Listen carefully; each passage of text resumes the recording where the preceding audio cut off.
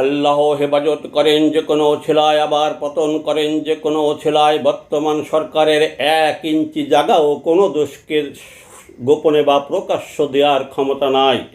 9 মাসে বর্তমান বাংলাদেশের 2 উপদেষ্টার কথা সত্য প্রকাশ পেয়েছে। সাখাওয়াত হোসেন সাহেব, তৌহিদুল ইসলাম সাহেব।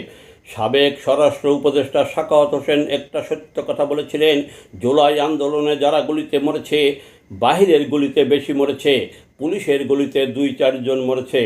আরও কিছু সত্য কথা বলে তাকে সরিয়ে দেওয়া হয়।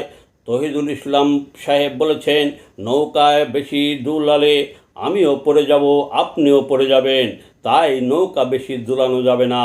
আরেকদিন বলেছিলেন, দেশ এখন কার কথায় চলছে আমিও জানি না, আপনিও জানেন না, দেখতে থাকুন সামনে কি হয়। এখন জাতিসংঘের মাধ্যমে করিডোর নিয়ে সীমানা তাদের নিয়ন্ত্রণে আছে, এমন কথা বলেছেন। আবার ইউটিউবে শুনলাম পেশ সচিব শফিকুল সাহেব বলেছেন, করিডোর নিয়ে কোনো নীতিগত সিদ্ধান্ত হয় নাই।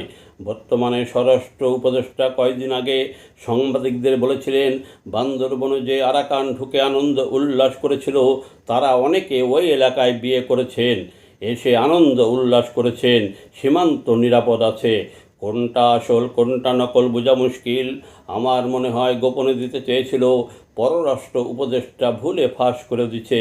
তবে করিডোর দিতে পারবে না, এই সরকার নির্বাচিত সরকার না। গোপনে দিলেও আমেরিকাকে, রাশিয়া, চীন অন্য ভেটো রাষ্ট্র ভেটো দেবে। যে কোনো একটা ভেটো রাষ্ট্র ভেটো দিলেই অবৈধ চুক্তি জাতিসংঘে বাতিল হয়ে যাবে। নির্বাচিত সরকার ছাড়া তার সাথে কোনো চুক্তি কোনো দেশ করতে পারে না, কোনো দাতা সংস্থা সহযোগিতা করে না, কোনো দেশ কোনো কোম্পানি বিনিয়োগ করে না।